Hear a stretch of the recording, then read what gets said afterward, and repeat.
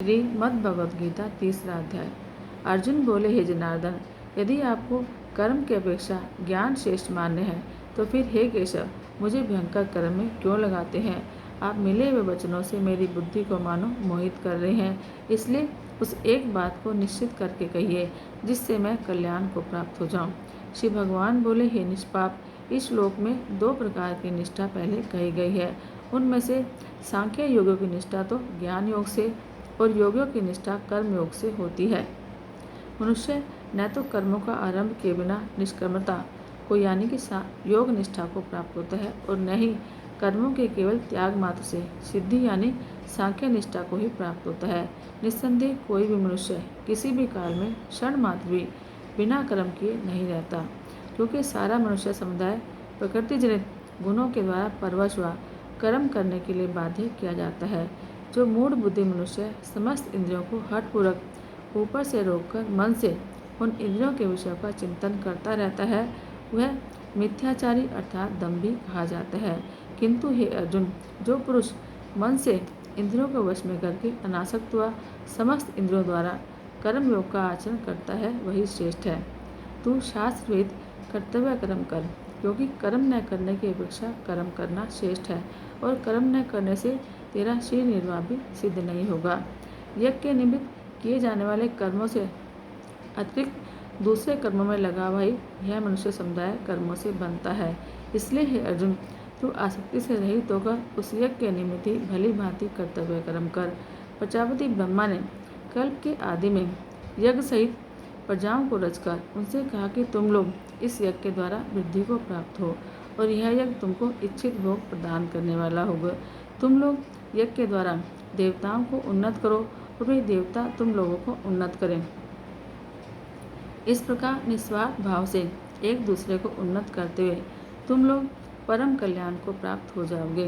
यज्ञ के द्वारा बढ़ाए हुए देवता तुम लोगों को बिना मांगे ही इच्छित भोग निश्चय ही देते रहेंगे। इस प्रकार उन देवताओं के द्वारा दिए हुए भोगों को जो पुरुष उनको बिना दिए स्वयं भोगता है, वह चोर ही है। यज्ञ से बचे हुए अन्न को खाने वाले श्रेष्ठ पुरुष सब पापों से मुक्त हो जाते हैं, और जो पापी लोग अपना शरीर पोषण करने के लिए ही अन्न पकाते हैं, वे तो पाप को ही खाते हैं। संपूर्ण प्राणी अन्न से उत्पन्न होते हैं और अन्न की उत्पत्ति वृष्टि से होती है, वृष्टि यज्ञ से होती है और यज्ञ विहित कर्मों से उत्पन्न होने वाला है। कर्म समुदाय को तू वेद से उत्पन्न और वेद को अविनाशी परमात्मा से उत्पन्न हुआ जान।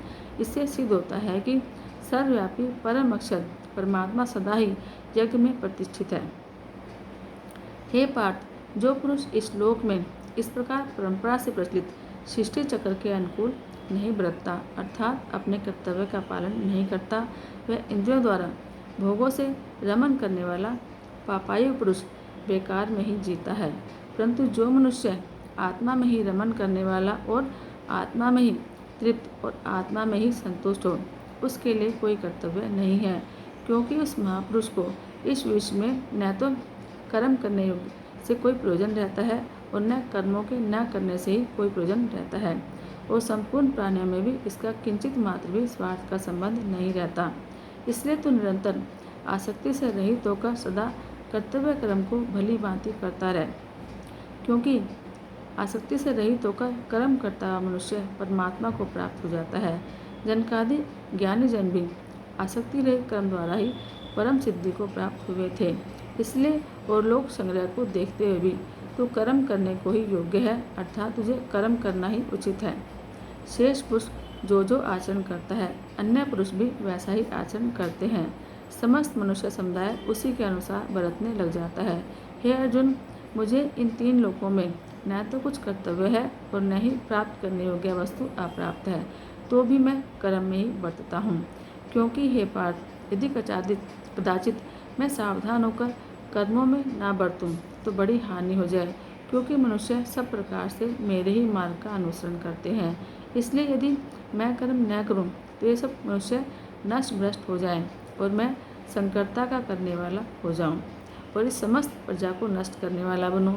इसलिए हे भारत, कर्म में आसक्ति हुए अज्ञानी जन जिस प्रकार कर्म करते हैं, आसक्ति रहित विद्वान भी लोक संग्रह करना चाहता हुआ उसी प्रकार कर्म करे। परमात्मा के स्वरूप में अटल स्थित हुए ज्ञानी पुरुष को चाहिए कि वह शास्त्रवेद कर्मों में आसक्ति वाले अज्ञानियों की बुद्धि में भ्रम और कर्मों में अश्रद्धा उत्पन्न न करे, किंतु स्वयं शास्त्रवेद समस्त कर्म भली भांति करता हुआ उनसे भी वैसे ही करवावे।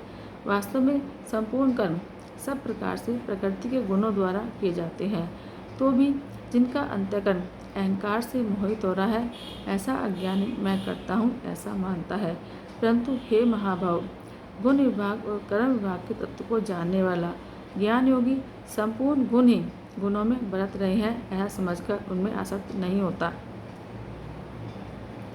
प्रकृति गुणों से अत्यंत मोहित हुए मनुष्य गुणों में ही और कर्मों में आसक्त रहते हैं।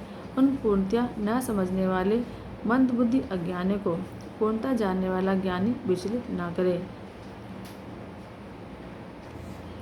मुझ अंतर्यामी परमात्मा में लगे हुए चित्त द्वारा संपूर्ण कर्मों का मुझ में अर्पण करके आशा रहित, ममता रहित और संताप रहित होकर युद्ध कर। जो के मनुष्य दोष दृष्टि से रहित और श्रद्धायुक्त होकर मेरे इस मत का सदा अनुसरण करते हैं, वे भी संपूर्ण कर्मों से छूट जाते हैं। परंतु जो मनुष्य मुझमें दोषारोपण करते हुए मेरे इस मत के अनुसार नहीं चलते हैं, उन मूर्खों को तो संपूर्ण ज्ञानों में मोहित और नष्ट हुए समझ। सभी प्राणी प्रकृति को प्राप्त होते हैं, अर्थात अपने स्वभाव के परवश हुए कर्म करते हैं। ज्ञानवान भी अपनी प्रकृति के अनुसार चेष्टा करता है, फिर इसमें किसी का हट क्या करेगा। इंद्रिय के अर्थ में अर्थात प्रत्येक इंद्रिय के विषय में राग और द्वेष छिपे हुए स्थित है। मनुष्य को उन दोनों के वश में नहीं होना चाहिए, क्योंकि वे दोनों ही इसके कल्याण मार्ग में विघ्न करने वाले महान शत्रु हैं। अच्छी तरह आचरण में लगे हुए दूसरों के धर्म से गुण रहित भी अपना धर्म अति उत्तम है। अपने धर्म में तो मरना भी कल्याणकारक है और दूसरे का धर्म भय को देने वाला है। अर्जुन बोले, हे कृष्ण, तो फिर यह मनुष्य स्वयं न चाहता हुआ भी बलात्कार से लगाए हुए की भांति किससे प्रेरित होकर पाप का आचरण करता है। श्री भगवान बोले, रजोगुण से उत्पन्न हुआ यह काम ही क्रोध है। यह बहुत खाने वाला अर्थात भोगों से कभी न अघाने वाला और बड़ा पापी है। इसको ही तू इस विषय में बैरी जान। जिस प्रकार धुएं से अग्नि और मैल से दर्पण ढका जाता है और जिस प्रकार जेर से गर्भ ढका रहता है, वैसे ही इस काम के द्वारा यह ज्ञान ढका रहता है। और हे अर्जुन, इस अग्नि के समान कभी न पूर्ण होने वाले कामरूप ज्ञानों के नित्य बैरी के द्वारा मनुष्य का ज्ञान ढका हुआ है। इंद्रियां, मन और बुद्धि ये सब इसके वासस्थान कहे जाते हैं। यह काम इन मन, बुद्धि और इंद्रियों के द्वारा ही ज्ञान को ढक करके जीवात्मा को मोहित करता है। इसलिए हे अर्जुन, तू पहले इंद्रियों को वश में करके इस ज्ञान और अविज्ञान का नाश करने वाले महान पापी काम को अवश्य ही बलपूर्वक मार डाल। इंद्रियों को स्थूल शरीर से पर यानी श्रेष्ठ, बलवान और सूक्ष्म कहते हैं। इन पर इंद्रियों से पर मन है, मन से भी पर बुद्धि है और बुद्धि से भी अत्यंत पर वह आत्मा है। इस प्रकार बुद्धि से पर अर्थात सूक्ष्म, बलवान और अत्यंत श्रेष्ठ आत्मा को जानकर और बुद्धि के द्वारा मन को वश में करके, हे महाभाव, तू इस कामरूप दुर्जय शत्रु को मार डाल। इस प्रकार श्रीमद् भगवद गीता पर्व के अंतर्गत ब्रह्म विद्या एवं योग शास्त्र रूप श्री मद् भगवद गीता उपनिषद श्री कृष्ण अर्जुन संवाद में कर्म योग नामक तीसरा अध्याय पूरा हुआ। जय जय श्री हरि।